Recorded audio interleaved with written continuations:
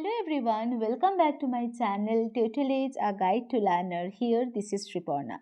Hope all of you are doing good. In my last session, we had discussed the Bloom's taxonomy, but now we are going to discuss some new concept under the same chapter. So that's why the title is called as Teaching Aptitude Part 5. So let's start the session and move on the next. There are some topics which we will explain today. So, first one is the Gagne's level of learning. Second one is the factors affecting effectiveness of teaching. Third one is the teaching models. We will discuss four types of teaching models. And last but not the least, most important topic of education, that is the differences between teacher centered approach and the learner centered approach. So let's start the session and move on the main slide.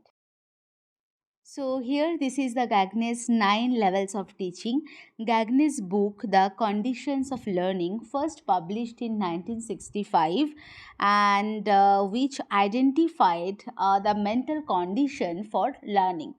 These were basically based on information processing model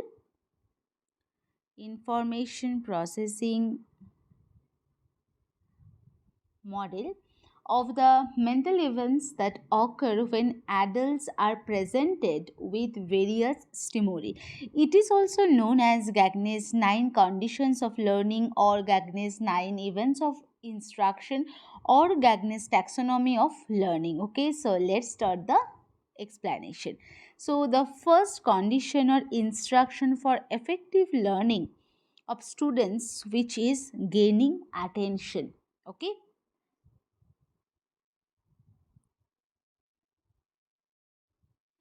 In order for any kind of learning to take place, teacher must first capture the attention of the student. Like voice modulations, gestures, short introductory video, handouts, etc. can be used for this purpose. And an even better way to capture students' attention is to start each lesson with a thought-provoking questions.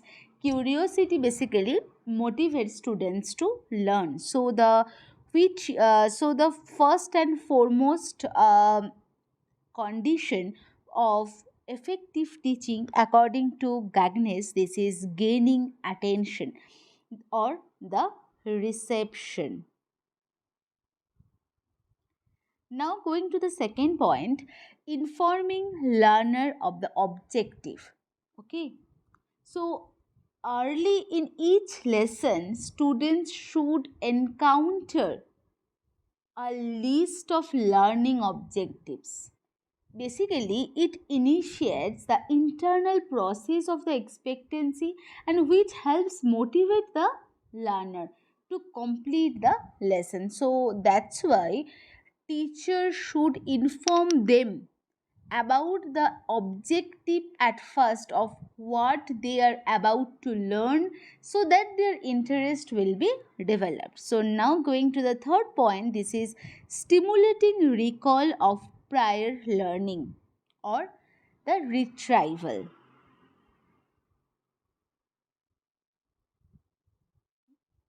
Here, so in this stage or in this condition, a teacher basically relates the new information with their prior or the previous knowledge. So it helps to associate new information. In this stage, teacher associates new information with the prior or previous knowledge, which can basically facilitate the learning process. It is easier for learner to encode or store information in a long-term memory when there are links to personal experience and knowledge. A simple way to stimulate recall is to ask question about the previous experiences and understanding of the previous concepts. So that's why this is one of the most important stage or condition or instruction of effective teaching according to Gagne. So the third point, that is stimulating recall of prior learning, that implies it relates the new information with the previous one. Now going to the fourth one, that is presenting the stimulus. Okay, so at this stage, a teacher basically present the new information in an effective and easy to understand manner using different kinds of methods, teaching aids depending on the needs and level of the students. So context should be organized meaningfully and typically is explained and then demonstrated. So teacher attaches different learning modalities such as graphics, audio, narration, or video, etc. So it is also one of the most important level or condition of effective teaching. Now going to the fifth point, this is providing learning guidance. Okay, or the semantic encoding basically. So these stage basically helps students to learn and retain information by use of examples, case study, and the storytelling.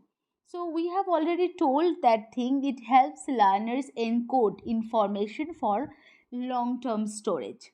Additional guidance should be provided along with the presentation, and which includes different kinds of examples, non-examples, case study, and graphical presentation of the content. So now going to the sixth point, this is the eliciting performance or responding. Okay, so, in this stage, the learner is required to practice the new skill or behavior.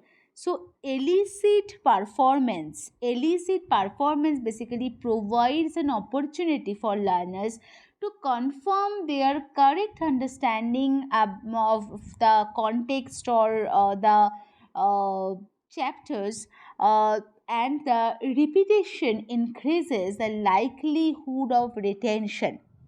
So, at this stage, students can demonstrate what they have learned through question answers round, role playing, etc.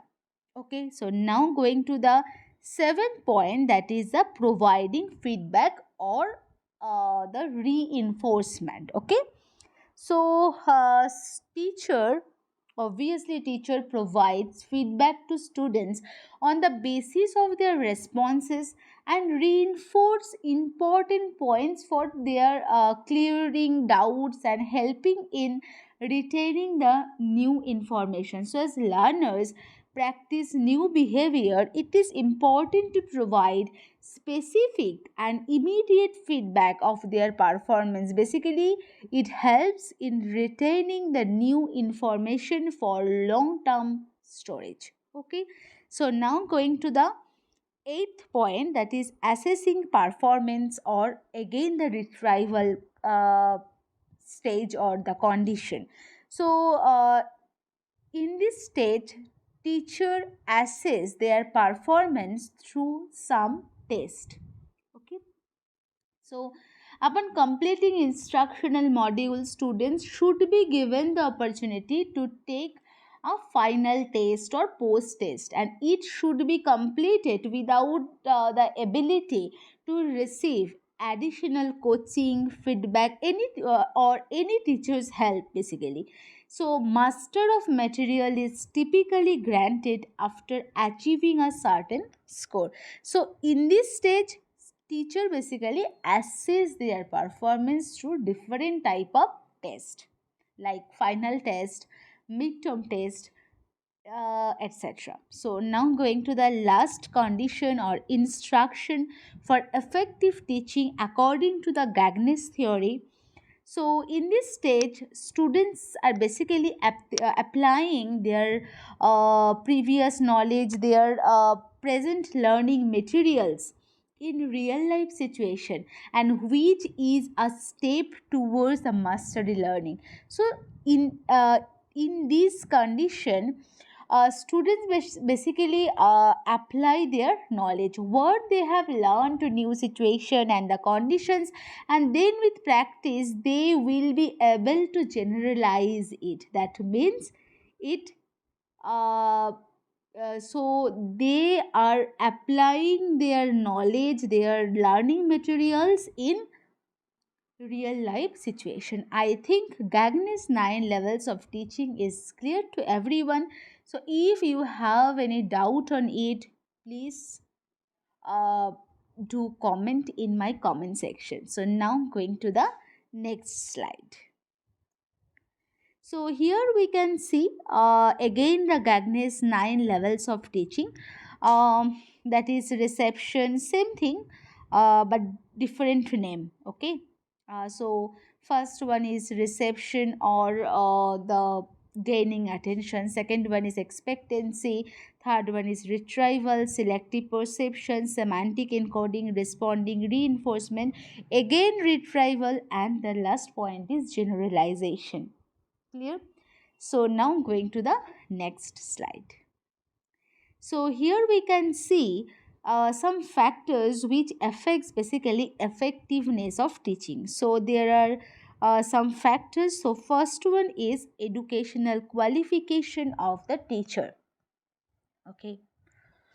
So, for effective teaching, suitably qualified teachers should be employed. So, the teacher must possesses the minimum qualification required as per the class level of students. A specialized teacher in the field teaches in a better way as compared to an unspecialized teacher. So, that's why educational qualification is one of the main criteria for effectiveness of teaching. Okay, so now move on the next point, that is the skills. Okay, so now going to the explanation. So the teacher should have the appropriate skills needed for teaching. We have already know that thing. These include presentation skills, communication skills, ability to manage, which is also most important skills of teachers, ability to manage class, etc. So some skills are inherent with some are learnerable. So for effective teaching, the teacher must have gone through the prerequisite training before starting his job. If they don't possesses these skills, then they may face problems in managing the class, obviously. And I think you all are relate to this point. Okay. So now move on the third point. This is the building trust. So the teachers and the teacher student connection, uh, the good teacher student connection is one of the most important reason or most important factors for effective teaching. So the teacher's ability to build a trusting relationship with students also affects the effectiveness of teaching. So the teacher should always be willing to help students if any problem arises, and it will help in the creation of the safe, positive, productive learning environment, and students will follow the advice of the teacher only if they trust him. So now going to the fourth point, this is space of teaching and learning. So the teacher should know about the pace and capacity of the students, and according to their capacity, teachers should plan the course. Okay. So if the pace of teaching is too fast, then students will not be able to match it, and if it is too slow, then the syllabus will not be completed on time. So the teacher should adjust the pace of teaching as per the need of the students to improve its effectiveness also. So now going to the fifth point, this is ability to engage students, which is one of the most important factors for effective teaching. So, if the teacher doesn't have the ability to engage students, then it will be difficult for him to manage the class and present the content on the present the chapter efficiently. So, teaching methods and activities should be adjusted according to the characteristics of students so as to keep them focused. So, uh, teacher and which is one of the most important ability, okay, of teachers, uh, engaging students with the class or with the content basically. So now move on the sixth point. This is the personality of students. So in order to have productive learning environment, the teacher should have patient, caring and kind personality. He or she should not be rude towards students. A dedicated teacher will ensure safe, positive and productive classroom for students. So now going to the next point, this is support materials, or that means teaching aids basically. The availability and the use of the study materials, teaching aids, audio videos, online courses, online tests, and etc., which basically increase the effectiveness of teaching and learning. Basically, this helps in engage with the students. Okay, so now going to the next point, this is learning environment. So learning environment is one of the most important factor which affects the effectiveness of teaching. So effectiveness of teaching also depends upon the learning environment. So if the teacher and learner are comfortable in the surrounding environment, then the learning will be effective, or else both the teacher and students will be distracted with many things, so which leads to ineffective learning. So in a noisy class, no matter how well qualified the teacher is, he or she will not able to teach effectively because the class is noisy. So now going to the last factor, that is instructional facilities. So, instructional facilities include the classrooms, laboratories, seminar room, projectors, whiteboards, washrooms, etc., and so on, and which are used in delivering the instruction to students. So their availability ensures the effective teaching, but if these are not available in adequate amount as per the number of students, then students will not be able to learn properly. So I have a small mistake. Instructional facilities includes only the classroom, laboratories, seminar room, projectors, whiteboards, etc. Okay, so not include uh, washroom, okay, thing. So I have a severe mistake on it. So now move on the next topic.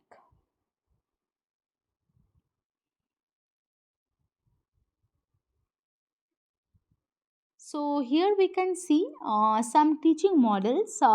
We can see there are four teaching models. First one is personal basis model. The second one is information processing model. Third one is behavior altering model, and fourth one is social interaction model.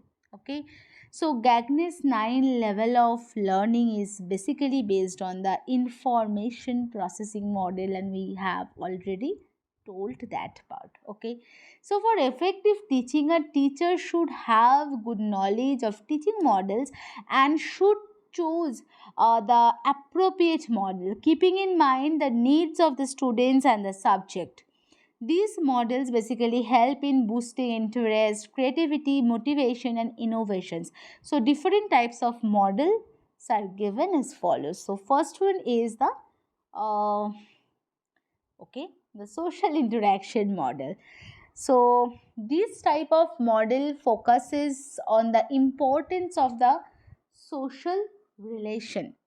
So I think this is confirmed from the model's name. Obviously, it focuses on the importance of the social relations and interaction. According to these models, social interaction act as a source of learning, and it is basically student-centered approach for teaching. And in such type of teaching, students participate in group activities such as, group discussion, projects, role playing, and social inquiry. So, we are going to the next model, that is the behavior altering model. So, behavior altering model focuses on basically altering the behavior of the students so as to make them better citizens of tomorrow. And B.F. Skinner is one of the proponents of this model, and these models are basically based on the achieving predetermined and observable goals and objectives, and common strategies are used in such models like direct instruction, direct teaching, direct training, behaviorism, and self control, simulation, etc. And all the strategies all the strategies are used in this type of model, in these behavior altering models. So I think the behavior altering model is clear. So now move on the third model, that is information processing model, and we have told already Gagne's 9 level of learning, or the instruction basically based on the on this type of model, on this model. So information processing model. So information processing model focuses on the ability of the learners to process the information they receive from their surroundings. So some models basically encourage creative thinking, concept formation, hypothesis testing, etc. in learners, while other provide concepts and informations directly. So different strategies basically used in this model, which helps students to acquire, organize, process, and retain data for a long term storage and information, so as to use it further for a problem solving. Okay, so now going to the last model, last teaching model. This is a personal basis model. So personal basis model basically enhancing the self-esteem, self-efficacy, and understanding. So these relate to the uniqueness of each and every learner. The ultimate aim of such models is to stimulate creativity, self expression, and the self confidence. Okay. So, personal basis model helps to develop integrated, competent, and confident individuals also. So, the ultimate aim of such models is to stimulate creativity, self confidence, self expression, etc. Okay. So, I think these four models are clear to everyone. So, if you have any doubt on it, so please do some comment in my comment section. So now let move on the next topic.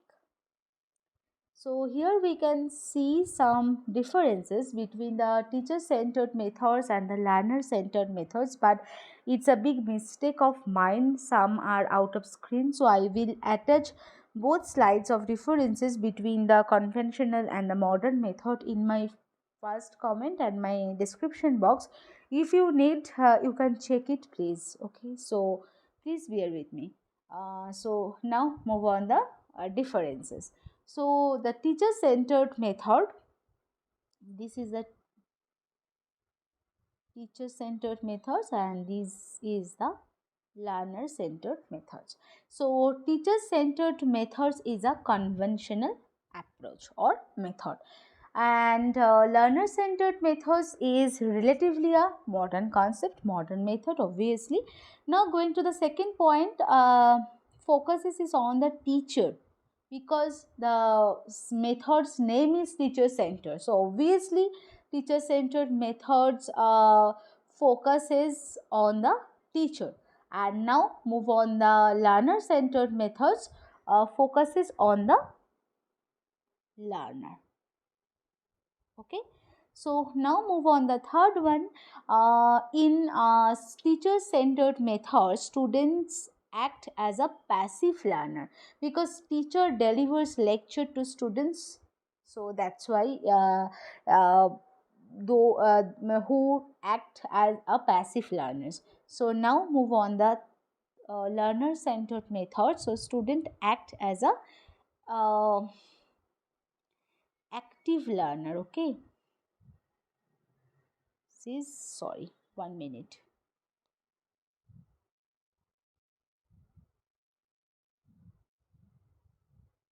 Active learner because students are active learners due to their active participation in the learning process. Okay, so now move on the fourth one. So teacher centered approach or method is the one way of flow learning because teacher only delivers lecture to students.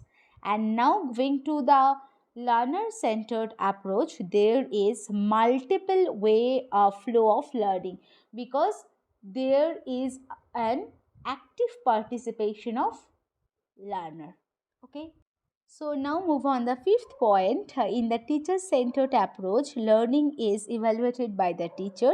Basically the approach is teacher centric. And now move on the learner centric approach.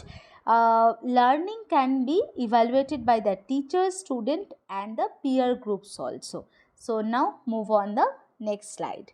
So here we can see the differences. In the teacher centered approach, teacher monitors students. Okay, and on the other hand, in the learner centered approach, students can learn even in the absence of the teacher. Okay, so now move on the seventh. So flexibility is leisure in the teacher centered approach because teacher only delivers the lecture to students, so that's why there is leisure amount of flexibility. So now move on the learner centered approach. It has greater flexibility. It has greater flexibility because the learning needs to be adjusted according to the individual needs of the students. So now move on the next points. In teacher centered approach, students work on their own or not in groups. Okay, but but in learner centered approach, students can work in groups or on their own depending upon the activity. And now going to the next point, some methods of the teacher centric approach are the team teaching, video presentations, lecture, etc. And some methods of the learner centric approach, that is tutorial, assignment, project method, etc. And in the teacher centric approach, pin drop silence is necessary as students are not allowed to talk in the classroom. But on the other hand, in the learner centered approach, such classrooms are lively as students participate actively in the discussion and activities that enhance students participation. So there is a lively classroom. Okay, so I think the differences between the teacher centered approach and the learner centered approach are clear to everyone. We are done for the today's session. I hope this session will be very useful to you. If you like my session, then like and share, comment. Please do some support and subscribe my channel for getting more useful session. I will come again with a new session. Till then, stay tuned. Thank you to all of you. Happy learning.